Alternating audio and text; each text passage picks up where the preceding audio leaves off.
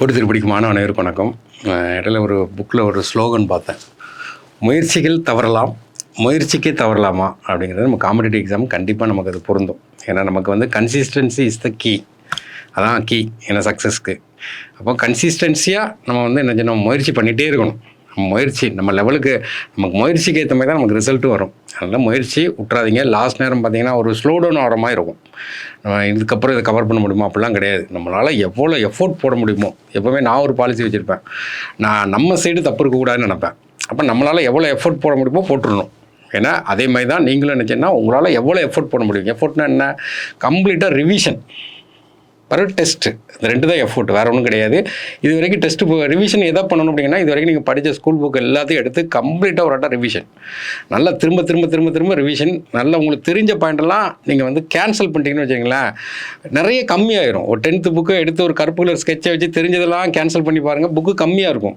அப்போ ரிசோர்ஸ் என்ன தானே லிமிட்டடாக ஆயிடுது. லிமிட்டடாக இருக்கும் என்னன்னா சக்ஸஸ் ரேஷியோ கூடிடும். இப்போ ரிவிஷன் ரிவிஷன் ரிவிஷன். இப்போ டெஸ்ட்டு போட்டிருப்பீங்க, நிறைய டெஸ்ட்டு போட்டிருப்பீங்க. டெஸ்ட்டு பழைய கொஷின் பார்த்துருப்பீங்க. அதை ஃபுல்லாக நீங்கள் என்னெல்லாம் படிச்சிங்களோ அதெல்லாம் கம்ப்ளீட்டாக லாஸ்ட் 10 days ரிவிஷன் பண்ணாவே போதும். அது ரிவிஷன் தான் மோஸ்ட். அடுத்து நெக்ஸ்ட் வந்து டெஸ்ட்டு. அப்போ லாஸ்ட்டு 10 days அது வந்து ஓட்டப்பந்தயத்தில் ஓடுற மாதிரி தான். ஓட்டப்பந்தயத்தில் முதல்லையே ஸ்பீடாக ஓடுறவனை விட முதல்ல மெதுவாக ஓடிட்டு கடைசியில் ஸ்பீடாக ஓடலாம், அவன் தான் சக்ஸஸ் பண்ணுவான். அந்த காலகட்டத்தில் தான் இருக்கீங்க. அப்போ இந்த இடத்துல உங்களுக்கு என்ன தேவைன்னா ஷெட்யூல் போட்டு படிங்க. எல்லாத்தையுமே கம்ப்ளீட் ரிவிஷன் வைங்க. புதுசாக ஒன்றும் படிக்க வேண்டாம். எல்லாமே கம்ப்ளீட்டாக ரிவிஷன் பண்ணுங்கள். ரிவிஷன் ரிவிஷன் ரிவிஷன், வேறு ஒன்றும் கிடையாது. ரெண்டாவது ரிவிஷனுக்கு அப்புறம் மோஸ்ட் இம்பார்ட்டன்ட் என்ன கேட்டிங்கன்னா டெஸ்ட்டு தான். அப்போ நம்ம இன்ஸ்டியூட்லேருந்து பார்த்தீங்கன்னா டெஸ்ட்டு வந்து எவ்ரி சாட்டர்டே ஒரு ஃபுல் டெஸ்ட் வைக்கிறாங்க. ரியல் பேட்டர்னாக இருக்கும். நீங்கள் அப்படியே வந்து ஒரு 40-50% பார்த்தீங்கன்னா ரிஃப்ளெக்ட் ஆகும், பரீட்சையிலே ரிஃப்ளெக்ட் ஆகும். அந்தளவுக்கு ஒரு டீம் போட்டு உட்காந்து ரியல் ஃபேக்டாக ஒர்க் பண்ணிகிட்ருக்கோம். அப்போ வந்து லாங்குவேஜ் எப்படி ரியலாக இருக்கும், மேக்ஸ் எப்படி இருக்கும், அடுத்து பார்த்திங்கன்னா ஜிஎஸ் அப்படி இருக்கும். அது அப்படியே ரிஃப்ளெக்ட் ஆகிறதுக்கு நிறைய சான்ஸ் இருக்குது. அப்போ நீங்கள் வந்து ஏற்கனவே ஒரு டெஸ்ட் முடிஞ்சிச்சு. இப்போ வர்ற சனிக்கிழமை 25ஆம் தேதி நம்ம 6 சென்டர்லையுமே எக்ஸாம் நடக்கும். தூத்துக்குடி, திருநெல்வேலி, ராமநாதபுரம், மதுரை, கோயம்புத்தூர், சென்னை, யாருனாலும் வந்து கலந்துக்கிடலாம்.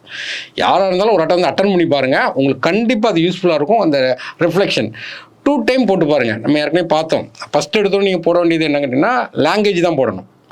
ஒரு 65 நிமிஷத்தில் போட்டு முடிக்கணும். அதை வந்து ஃபஸ்ட்டு தெரிஞ்ச கொஷினாக போடணும். 2வது ரவுண்டில் வந்து தெரியாத கொஷினாக போடணும். 2வது ஒரு 45 நிமிஷத்தில் மேக்ஸ் போடணும். அதுலேயும் தெரிஞ்ச கொஷினை ஃபஸ்ட்டு போடணும், தெரியாத கொஷினை 2வது ரவுண்டு போடணும். 3வது தான் ஜிஎஸ் போடணும். ஒரு 60 நிமிஷம் கையில் எடுத்துங்க. அதுலேயும் முதல் தெரிஞ்ச கொஷின் போடணும், 2வது தெரிய 2 times இந்த எக்ஸாம்லேயே நீங்கள் அப்ளை பண்ணி பாருங்கள். அப்போது நமக்கு வந்து இந்த ரிஃப்ளெக்ஷன் நல்லா தெரியும். கொஷின் ரிஃப்ளெக்ஷன் அதே கோடிங் ஷீட்டில் குறிப்பீங்க. அப்போ கோடிங் ஷீட்டில் குறிக்கும்போது சில மிஸ்டேக் வர்றதுக்கு பாசிபிலிட்டி இருக்கும். அப்போ வந்து நம்ம வந்து தெரிஞ்ச கொஷினை போடும்போது தெரியாத கொஷினை மிஸ் பண்ணுவோம். அப்போ நம்ம அதில் போய் குறிச்சிடக்கூடாது. அப்போ வந்து கையில் ஒரு கண்ணாடி கண்ணாடி ஸ்கேல் வச்சுக்கிடுங்க. அப்படியே 1 2 3 4 அப்படி எதை குறிக்க போகிறீங்களோ அதை கன்ஃபார்ம் பண்ணிட்டு குறிங்க. மிஸ்டேக்கே வரக்கூடாது. நம்ம இதுக்குன்னு தான் உழைச்சிட்டு இருக்கோம். இதில் எனக்கு மிஸ்டேக் வந்தது, பேரை தப்பாக குறிச்சிட்டேன், சரியாக ஷேர் பண்ணலை, இதெல்லாம் வந்து மன்னிக்க முடியாத குற்றம். நம்ம இந்த இதுக்குன்னு ஆயத்தமாக இருக்கோம். இந்த மாதிரி மிஸ்டேக்லாம் வரவே கூடாது. நீங்கள் 24/7 நம்ம டிஎன்பிஎஸ்சி எக்ஸாமே நினச்சி பார்த்துருந்தா ஆட்டோமேட்டிக்காக உங்களுக்கு எப்படி அந்த ஆன்சர் கூட உங்களுக்கு கண்ணில் வந்து மாட்டும். அந்த அளவுக்கு இந்த எக்ஸாமை நல்லா யூஸ் பண்ணுங்க. எக்ஸாம் டெஸ்ட்டு போடாமல் எந்த கொம்பனாலையும் பாஸ் பண்ண முடியாது. இப்போ டெஸ்ட்டு வந்து ரியலாக இருக்குதா, சும்மா நம்ம இஷ்டத்துக்கு போட்டு போயிடக்கூடாது. அவன் எடுக்கிற கொஷின்லாம் பார்த்தீங்கன்னா நீங்கள் ஸ்கூல் புக்கு 100% படிச்சுட்டு வந்திருப்பீங்க. ஒரு 10% கொஷின் பரீட்சையில் போய் தான் நீங்கள் பார்ப்பீங்க. அதே மாதிரி தான் இங்கேயும் அப்படி இருக்கும், ஒரு 10% கொஷின். அப்போ அந்த அளவுக்கு ரியலாக இருக்கும். டெஸ்ட்டை கரெக்டாக யூட்டிலைட் பண்ணுங்கள். டெஸ்ட்டுங்கிறது பார்த்தீங்கன்னா ஒரு கேப் நல்லா படிச்சுட்டு போய் அட்டன் பண்ணணும். சும்மா போய் ஏதோ கொஸ்டின் பேப்பர் கொடுப்பாங்க, ஆன்சர் தருவாங்க, அப்படிலாம் பார்க்கக்கூடாது. ஃபுல் ஃபோர்ஸாக போகணும். நல்லா ரிவிஷன். பரீட்சைக்கு போகும்போது நீங்கள் எப்படி ரிவிஷன் பண்ணுவீங்க, தமிழுக்கு இம்பார்ட்டன்ட் கொடுத்து படிச்சுட்டு போயிருப்பீங்க, மேக்ஸ்க்கு இம்பார்ட்டன்ட் கொடுத்து படிச்சிருப்பீங்க, ஜிஎஸ்க்கு இம்பார்ட்டன்ட் கொடுத்து போயிருப்பீங்க. அதே இம்பார்ட்டன்ஸ் இந்த எக்ஸாமுக்கும், வரக்கூடிய சனிக்கிழமை நடக்கக்கூடிய எக்ஸாமுக்கும் அதே இம்பார்ட்டன்ட் கொடுத்து பாருங்கள். உங்களுக்கு பார்த்தீங்கன்னா எக்ஸாம் முடியணும். ஓவராலாக பார்த்தீங்கன்னா உங்களுக்கு ஆன்சர் ரிலீஸ் பண்ணுவாங்க. இப்போ லாஸ்ட் டைம் பார்த்தீங்கன்னா ஒரு 3 பேர் நல்ல மார்க் எடுத்தாங்க, அவங்களுக்கும் காம்ப்ளிமெண்ட் கொடுப்பாங்க. ஓவராலாக நம்ம எந்த ரேங்கில் இருக்கோம் நம்ம தெரிஞ்சுக்கலாம்.